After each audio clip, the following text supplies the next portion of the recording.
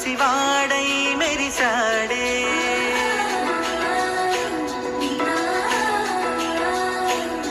మెరిసాడే మెరిసాడే పసివాడై మెరిసాడే. మురిసాడే మురిసాడే సరదాలో మునిగాడే. తనవారే వస్తుంటే అదుపింకా మరిచాడే. మనసంతా వెలుగేన ఇక చీకటెళ్ళింది తెల్లారి నవ్వుతోనే.